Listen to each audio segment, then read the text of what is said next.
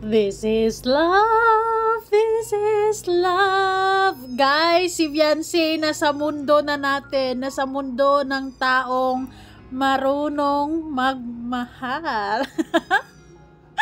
Ay nako, grabe, matindi ang bulong guys dito sa EDSI at kayo na bahala kung umiwas pa kayo sa katotohanan. Pero ako lamang ay maghatid ng good vibes at pampakiliti sa mga nagmamahal sa dalawang ito.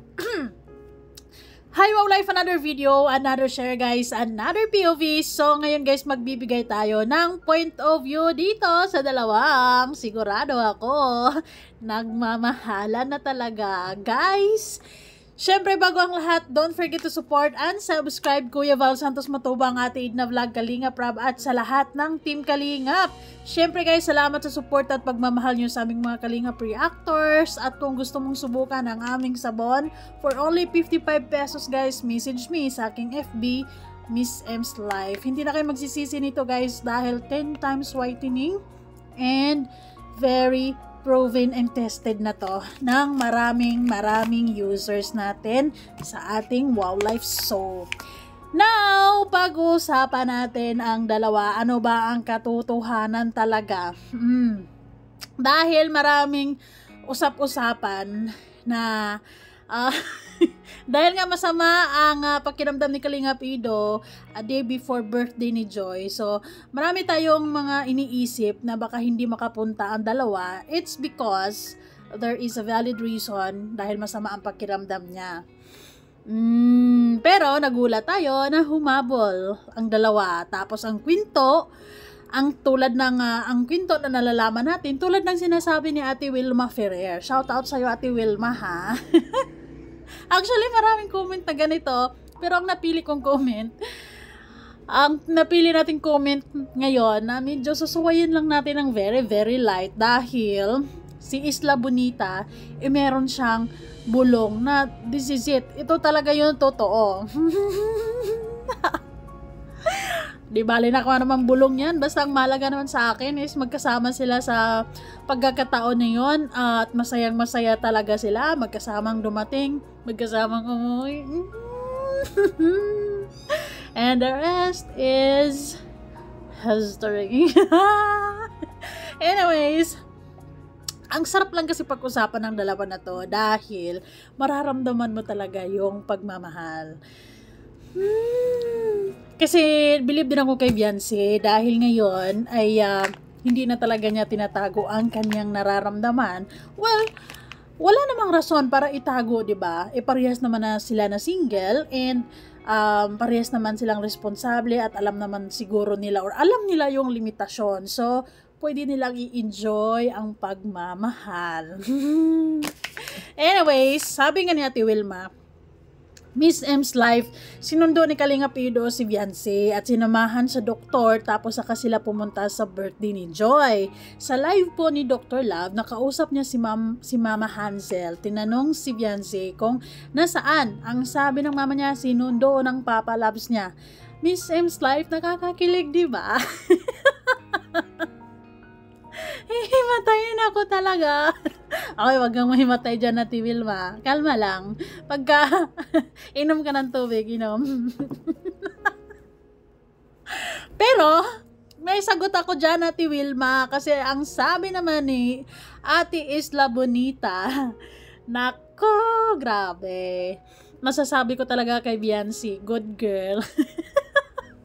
Di ba maraming mga nagsasabi talaga na Beyonce, sana mabisita mo si Papa Eds kasi masama ang pakiramdam, kasi pakiramdam namin na ikaw lang talaga ang magpapagaling.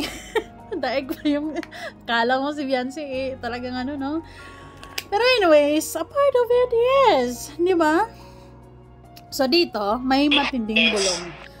Sa live to ni Ate Isla Bonita, actually nakita ko lang din to, shared sa Blue Up, so kinuha ko lang din at ito daw ang katotohanan, Ate Wilma. Ang pumunta kay YB upang sunduin para ang pumunta kay YB upang sunduin para mag-attend sila sa birthday party ni Joy, di ba? Yes, yun talaga yung chismis na narinig namin na kumbaga sundo hatid. Hatid sundo. Sabi ko, nakakabilib nga actually. Pero nabibitin din ako dito sa kwento ni Ate Isla Bonita. Wait. So, yun ang pagkakaalam natin. Pero hindi pala, mga ka-EDSA. So, ito ha, legit ha.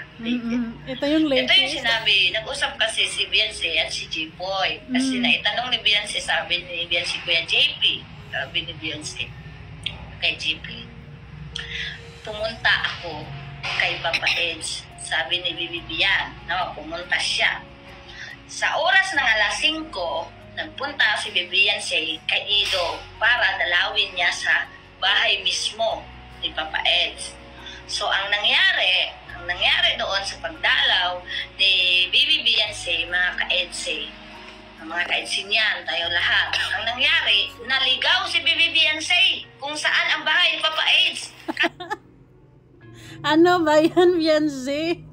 So, anong nangyari? Nung naligaw si Beyonce, umuwi na lang ba siya sa kanila at doon na lang din siya sinundo ni Kalingap Ido, or they meet halfway, or like sinabi na lang ni Kalingap, stay ka lang dyan, bebe. Bebe, sana all stay ka lang dyan, love, kasi ako nang pupunta dyan, wag ka nang dito. Sige, Kasi hindi niya maalala, mga ka-EDSA. Ito yung totoo kasi Beyonce, ang lakas ng loob mo pumunta sa bahay ni Kalingap Ido pero hindi ka sigurado kung saan yung sa kanila. Aba, ang tindi. Ang galing mo. Bakit ka naman ganyan? Buti walang masamang nangyari. Ang lakas ng loob mo, ha? Well, anyways, I'm happy na she has this pagkukusa na dalawin si Kalingap Ido because masama yung pakiramdam, 'di ba? May sakit yung tao. So, she thinks, of course, 'di ba, malaking bagay talaga kapag makabisita siya. Of course, mapagaan niya ang pakiramdam ni Kalingap Ido. Ganun yun eh. May magic eh. May magic yung love. Something na gawin niyang magaan ang mga mabibigat. Pero naman, Beyonce, hindi ko naman ine-expect na ganito. Bakit? Hindi pumunta ka, pero hindi mo sure kung saan yung sa kanila naligaw ka tuloy. Ang tanong ko dito, guys, nung naligaw si Beyonce, so ibig sabihin hindi na siya talaga tumuloy sa bahay nila Kalingap Ido. So umuwi na lang siya at doon na lang sinundo ni Kalingap Ido? Is this the kwento na sinundo siya doon sama sa doktor after pumunta sa birthday, umuwi ng mga bandang alas 10, hinihatid si Beyonce. Ang alam natin, si Papa Eds, pinuntahan si Baby Beyonce, no? Para pumunta, di ba? Nagpa-check up sila. No? Yes, Nagpa-check up sila. Kasi karamihan alam natin, si Papa Ido, ang Pumunta. Si Bibi Bian, ang pumunta mismo sa bahay ni Papa Ed. Bibi Beyonce pagpunta sa bahay ni Papa Ed. Yun, word for today kay Papa Ed. At dinalaw si Papa Ed kasi may sakit. At siya ay naligaw. Dahil hindi niya maalala ang bahay ni Papa Ed. Ano ba yan, Beyonce? Ay, nandahil sa pag-ibig, di bali nang hindi sigurado sa address, basta mapuntahan ka lamang. Ay, na-appreciate ni Kalingap Ido yung effort na yan, Bibi Beyonce. Ang tanong ko lang din, nung naligaw na siya, nung na-realize na siya na, ay, hindi na to tama, mukhang naligaw na ako, hindi ko, nakalimutan ko yung lugar. Umuwi ba siya, balik sa kanila, or di meet somewhere na lang, at si Kalingap, pipick upin na lang siya ni Kalingap Ido? Diba? Pero di bali na what it is. Kasi ang importante naman sa akin, klarong-klaro na andon sila. Klarong-klaro na magkasama sila at masayang-masaya si Kalingap Ido talaga. And masaya din tayo, syempre, inaabangan ko din talaga. Akala ko talaga, walang EDSA, natapos ko na lang yung live ni Kuya Val, hindi ko talaga sila nasisilayan. Yun pala, maaga silang umuwi. how responsible he is. Ay, naku. Kalingap Ido naman. Anyways, maganda ngayon dahil nakapunta talaga sila, 'di ba? May kasama si Carla. So ito yung pangalawang bulong, guys. Actually, hindi ko alam kung sino tong nagsasalita dito. Ito na naman, comment down below kung sino tong mysterious guy na kasama daw niya si Carla na nagtanong. Siguro itong mismong nagano siguro sila diyan, and then nakita sila ni Carla. Okay, wait. Papa Ed, Bibi Beyonce pagpunta sa bahay ni Papa Ed, yun word for today kay Papa Ed, at dinalaw si Papa Ed kasi may sakit at siya ay naligaw dahil hindi niya maalala ang bahay ni Papa Ed. May kasama si Carla. Sabi ni Bibi Carla, kayo na ba? Narinig ko lang ba? Diyan na ako sa gilid. So sabi ni Carla, kayo na ba? Oh, ano kayo sagot Beyonce or ni Kalingap Ido? Ang tingi, hindi ko inano yung sagot. Ang nakita ko lang kung ano, no? Gumanon siguro.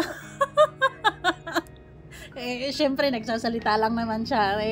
Hindi ko rin kilala kung sino to. Hanap-hanap ako ng video kung saan ko to makikita. So, ito man yung na-upload ni Ate Nancy. Dito ko na lang. So, alam ko na marami sa mga manonood natin dyan na alam nila kung kaninong boses to. What do you think, guys? Ano kaya ang sagot? Ganon siguro, no? Ay, sigurado naman. Ako naman, like for example, kita nyo naman, no? Ang tingi, hindi ko inano yung sagot. Ang nakita ko lang kung ano, no? Gumanon siguro. Para wala nang naingin. So, alam ni Carla, ha? Tatanungin namin si Carla Bell kapag mag-live. Carla, anong sagot nung tinanong mo ang dalawa na kung sila na ba?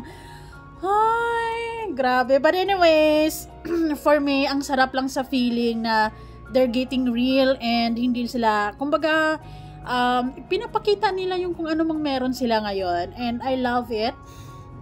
Gustong-gusto ko yan para hindi tayo maligaw. This is what we called, kung gusto niyo ng assurance, this is it, 'di ba? And actually naman, wala namang lalaki talaga na laro-laro lang. Tapos talagang inaalala ka niya kung anong oras, ang tamang oras ang uwi mo, hatid sundo ka, 'di ba? And hands-on talaga si Kalingap Ido nung before blessing ng bahay nila. Sobrang ganda ng samahan ng dalawa. And I can feel also with Kalingap Ido how secure si Beyonce sa kanya. And that's why Beyonce is giving her trust, fully trust kay Kalingap Ido. Kasi talagang love. Wag mo na ulitin, Bibi Beyonce, ha, na pumunta ka kay Kalingap Ido tapos hindi ka sure kung saan yung bahay niya. Kasi dapat sure. Doon tayo sa sure. Anyways, guys, siguro naman alam nyo na yung bulong na yon. Yung dalawang bulong na yon, sigurado naman ay napapangiti ka din. Anyways, excited ako sa susunod na episode 73. Ano kayang mangyayari? Nakakaloka. Sana mga 1 oras naman, Kalingap Rab, para naman hindi kami masyado, para mararamdaman namin lalo. Demanding. Anyways, malapit na actually ang graduation ni Beyonce. So, for sure merong episode yan.